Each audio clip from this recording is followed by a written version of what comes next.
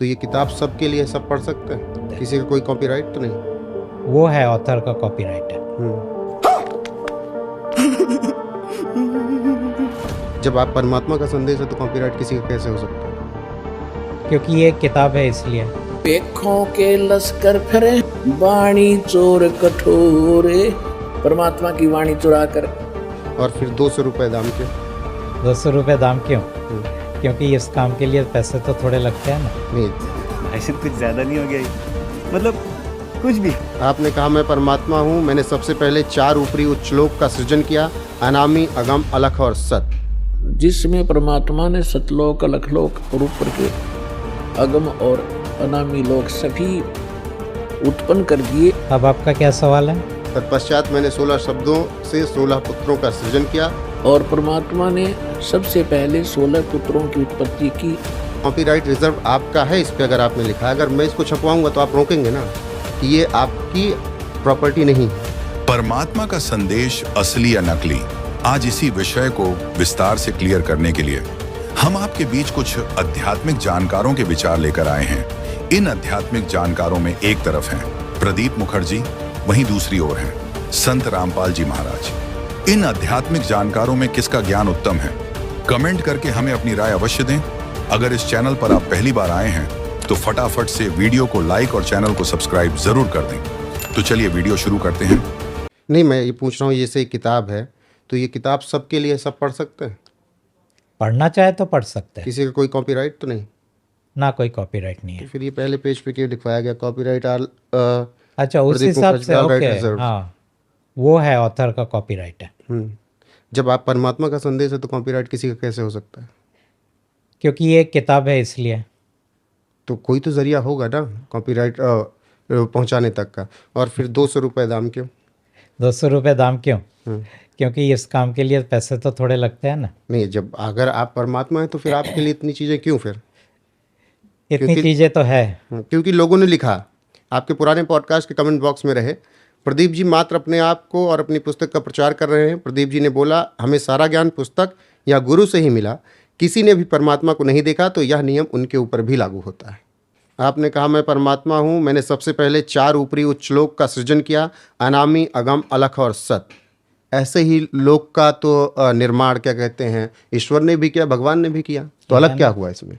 कोई अलग नहीं है। हाँ, तो फिर परमात्मा अलग कैसे हुए? जो कुछ परमात्मा के वहाँ हुआ वही चीज़ भगवान ने कॉपी किया इधर। तो परमात्मा इतने शक्तिशाली नहीं थे कि रोक सकते थे भगवान को? नहीं, वो रोकते नहीं है किसी का। क्यों नहीं रोकेंगे?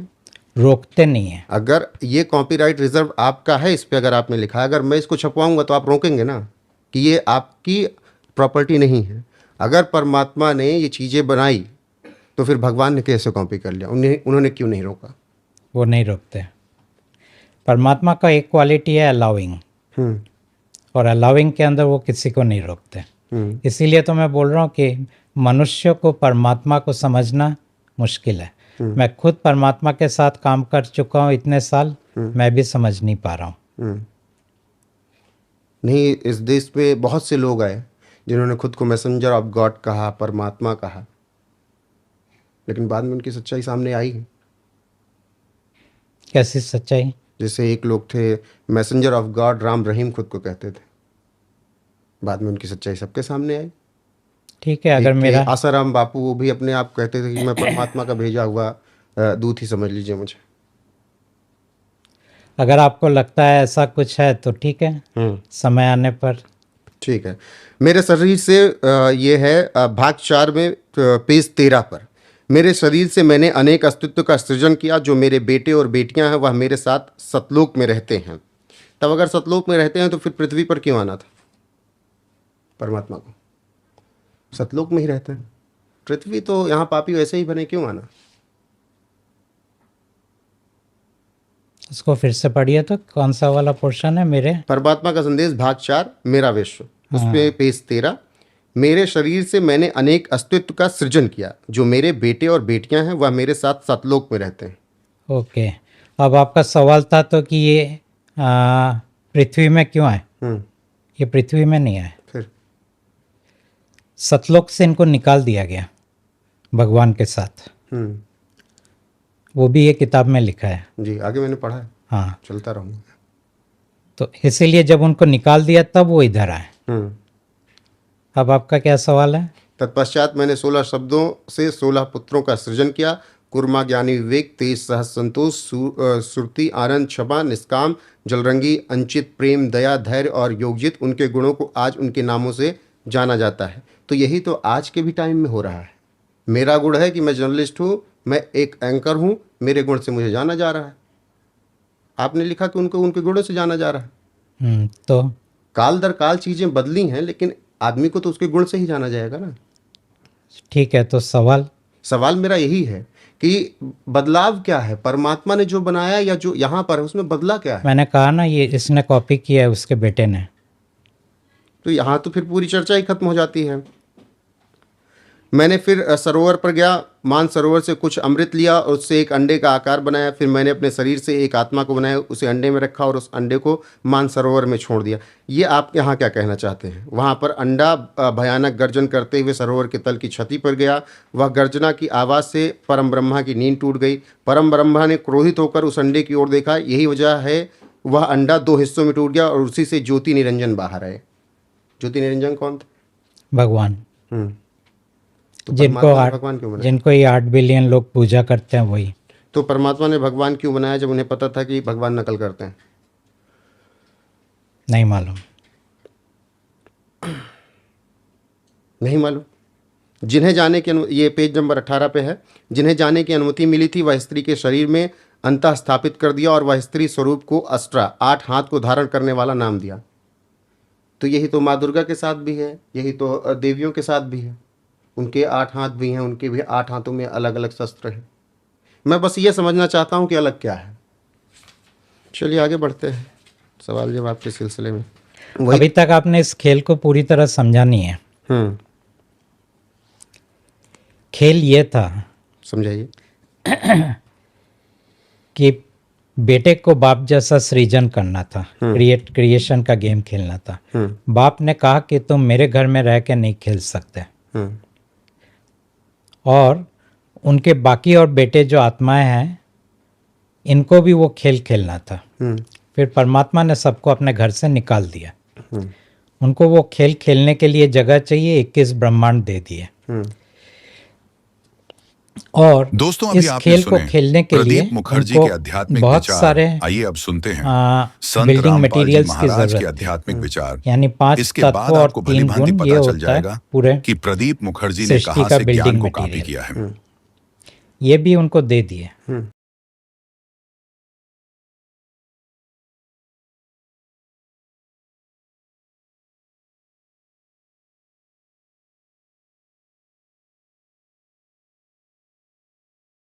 हमने क्या गलती की थी, ये सृष्टि रचना के द्वारा आपको बहुत बार बता रखी है।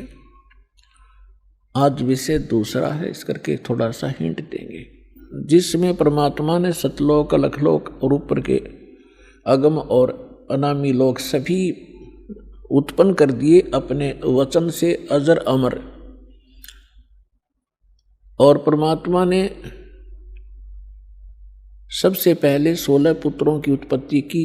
उससे पहले 16 द्वीप उत्पन्न किए, उनमें सबको रहने को कहा। उनमें से एक पुत्र अचिंत था, उससे कहा कि आप सृष्टि रचना करो। शेष उसको अपनी सामर्थ्य का आभास कराना था कि तुम कितने सक्षम हो और क्या कर सकता है प्राणी परमात्मा के अतिरिक्त। तो उसने अपने वचन से अक्षर पुरुष की उत्पत्ति की। तो अचिंत ने अक्षर पुरुष की उत्पत्ति की और अक्षर पुरुष, वहाँ एक सरोवर है, मान सरोवर, अमृत से भरा हुआ, उसमें जाके सो गया, गहरा चला गया। वहाँ श्वासों से जीवन नहीं है। काफी समय तक वो बाहर नहीं आया। आपको थोड़ी सी सृष्टि रचना का हिंट देकर आज का जो विषय है वो फिर चलेगा। अचिंत ने देखा अक्षर पुरुष सरोवर के अंदर, निद्रा के अंदर, गहरी निद्रा में सो रहा है और अक्षर पुरुष के बिना अचिंत सृष्टि नहीं कर सकता। तब उसने अर्ज की कि अक्सर पुरुष निद्रा में है, प्रभु मैं कुछ नहीं कर पा रहा हूँ। तब परमात्मा ने कहा कि बेटा तुम कर भी नहीं सकते, ये तुम्हारे को थोड़ा सा एक झटका दिया है, कहीं तुम बीच में टांग अड़ा लेते। परमात्मा ने ये सिद्ध कर दिया कि समर्थ का काम समर्थ ही कर सकता है, और दूसरा कोशिश करेगा तो वो मार ही खाएगा। तब परमेश्वर ने उसी सरोवर से थोड़ा सा जल अपनी आचमन में लिया, अपनी शब्द से उसको अंडा बना दिया। अंडे में अपने वचन से अपने ही अंदर से एक आत्मा उसमें प्रवेश कर दी। उस अंडे को बहुत बड़ा आकार का अंडा बना दिया, उसको उसमें छोड़ दिया। सरोवर में गड़गड़ गड़गड़ करता हुआ वो नीचे गया, तो उसकी गड़गड़ाहट सुनकर अक्सर पुरुष की नींद निद्रा खुल गई। और किसी को कच्ची निद्रा से जगा दिया जाए तो उसमें थोड़ा सा क्रोध होता है। उसने क्रोधवश उसको देखा कि किसी ने मेरी निद्रा भंग कर दी, तो वो कोप उस अंडे पर टकराया, उससे अंडा फूट गया। उसमें से ये सरपुरुष निकला, सरपुरुष। अब इस अध्यात्म ज्ञान को सुनने के लिए यह सृष्टि रचना एक मास्टर की समझ लेना। और जब तक आप इस सृष्टि रचना से परिचित नहीं होगे तब तक आप अध्यात्म का कोई सिर पैर नहीं समझ सकते। प्रथम बार कोई सुनेगा उसको ऐसा लगेगा जैसे दंत कथा बनावटी कहानी है। अब वो अंडा फट जाने से उसमें से सरपुरुष निकला, ज्योति निरंजन, जिसको काल भी कहा जाता है, जो 21 ब्रह्मांड का स्वामी है। तब परमेश्वर ने कहा कि तुम दोनों बाहर आओ। वो दोनों बाहर आ गए। उनसे कहा कि जाइए आप अचिंत के द्वीप में रहो। एक एक स्थान तीनों को दे दिया, अचिंत, सरपुरुष और अक्षर पुरुष। उसके पश्चात परमेश्वर ने स्वयं शेष रचनाएं की और हम सभी आत्माओं को अपने वचन से उत्पन्न कर दिया। असंख्य जितने भी यहाँ चींटी, मच्छर, मक्खी, सूक्ष्म जीव जो दिखते भी नहीं, दूरबीन से देखे जा सकते हैं, हाथी, देवता, ये सभी प्राणी परमात्मा ने अपनी वचन से उत्पन्न करके, ये सभी आत्माएं ऊपर रहा करती थी। हम सभी की वहाँ सृष्टि थी, परिवार था, और बहुत सुंदर महल, बड़े बड़े बगीचे, प्रत्येक के महल के आसपास बहुत बहुत सुंदर आगे पार्क हैं, फल फ्रूट वहाँ पर लदपद रहते हैं, मेवा लदपद रहती है, सदाबहार वृक्ष हैं, सदाबहार बाग बगीचे हैं। तब परमात्मा ने हम सबको उत्पन्न किया, हम अलग अलग रहने लगे और हमारा वहाँ पर एक परिवार बन गया। जैसे आपका यहाँ परिवार बन गया, ऐसे वहाँ भी आपका ऐसे सुंदर परिवार था। प्यार से रहते थे, कोई तकलीफ नहीं, किसी वस्तु का अभाव नहीं, कोई काम नहीं। तो फिर कुछ समय के उपरांत काफी समय बीत गया था, तो इस ज्योति निरंजन सरपुरुष के मन में एक खुरापात उत्पन्न हुआ। इसने सोचा हम तीन तो एक स्थान पर एक ही प्लाट में रह रहे हैं, द्वीप में, और शेष मेरे भाई अब अलग अलग द्वीपों में रह रहे हैं, तो मैं अलग से द्वीप प्राप्त करूंगा। इसने अलग से स्थान प्राप्ति के लिए तप शुरू किया, एक पैर पे खड़ा होकर। एक पैर पे खड़ा होकर के इसने तप किया, कभी उस पैर को रख ले, कभी उसको, और हम फिर इसके जाल में कैसे फंसे। हम इस ज्योत स्वरूपी निरंजन को देखने लगे और इसके इस ड्रामे को, इस एक्टिंग को, इस तपस्या को हम देखकर प्रभावित हो गए और ये सोचने लगे, बड़ा कमाल कर दिया इसने, एक पैर पर खड़ा है। ओहो, कितने युग बीत गए, कितना समय बीत गया। तो ये समझ, आज हमारे अंदर भी एक ऐसी प्रेरणा, ये धारणा या कमजोरी आज भी विद्यमान है। जैसे कोई एक्टर, कोई हीरो या हीरोइन, अभिनेता अभिनेत्री, आप उसको देखते हैं, फिल्म वगैरह देखते हैं उनकी, तो उनसे इतने प्रभावित हो जाते हैं ये जवान नौजवान बच्चे, लड़के या लड़कियां, और वो कभी यहाँ आजा बरवाला में या हिसार में, तो ये नादान बालक है, उसको देखने के लिए वहाँ कई हजारों की संख्या में इकट्ठे हो जाएंगे और वो अपनी रोजी रोटी के लिए चटक मटक करते हैं। और ये फजूल में मुफ्त में डले ढोने के लिए उसको देखने जाते हैं, उन पर इतने आसक्त हो जाते हैं और उनको अपना फेवरेट हीरो और हीरोइन बोलते हैं। मैं बताओ, उनसे लेना एक न देने दो, वो उनको बता टिंडे देंगे, वह अपने लिए नाचें कूदें बकवाद करें 2 पैसे इकट्ठे करने की खातिर, और ये मुंह बाएं देखें जहाँ उसकी खातिर वो खड़ी इतने किलोमीटर पर। तो ये कमजोरी हमारे वहाँ हुई थी। हमें सारी सुविधा वहाँ प्राप्त थी, हमारा समर्थ भगवान हमारे को सब सुविधाएं दे रहा था, और उस सुविधाओं को भूलकर, परमात्मा के एहसान को भूलकर हम इस नीच को देखने लगे, इस काल को। हम इस पर आसक्त हो गए, जैसे ये बच्चे हो जाते हैं एक्टर्स पर। परमात्मा ने बहुत बार आकाशवाणी की कि बच्चों, इसके इस ड्रामे न मत देखो, मस्त रहो तुम। हम ऊपर से सावधान हो गए, जैसे हम बिल्कुल नहीं चाहते, पर अंदर कसक बहुत ज्यादा बन गई। वो तो अंतर्यामी है, हमारी सारी बात जानते थे कि अब ये गए काम तय।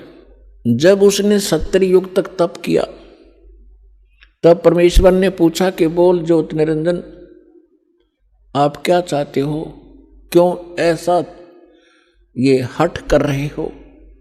तब उसने कहा, पिताजी मेरे लिए ये स्थान बहुत कम है, मुझे कोई अलग स्थान दे दो, मैं अपना अलग स्थान चाहता हूँ। परमात्मा ने कहा, ठीक है भाई, तब से राज मदमानम और जन्म तीसरे शुक्र सवानम। तेरे इस तप के कारण मैंने तुझे 21 ब्रह्मांड का राज दे दिया। जैसे एक धनी पिता अपने पुत्र को उसके हिस्से के 21 प्लाट दे दे खाली। अब उन ब्रह्मांडों को पाकर ये कभी उसमें जा रहा है, कभी उसमें कूद रहा है, सारा नाच कूद कर इसने सोची कि इसमें कुछ कंस्ट्रक्शन भी चाहिए। अब वो समर्थ है, सबका सब सारे मटेरियल उस परमात्मा से उपलब्ध हो सकते हैं। इसने फिर तपस्या की, 70 युग फिर तप किया। हम फिर भी इसको बहुत ज्यादा चाह रहे थे, ऊपर से सावधान थे पर अंदर से कसक गजब की थी। तो परमेश्वर ने पूछा, भी बोल क्या चाहता है ज्योत निरंजन, अब तुझे और क्या चाहिए। तब इसने कहा कि भगवान परमात्मा, हे पिताजी, मेरे लिए मुझे कुछ कंस्ट्रक्शन करने का मटेरियल सामग्री दे दो। तब परमात्मा ने इसको 5 तत्व और 3 गुण दे दिए और कहा, ले बेटा खेल खिलौनों से।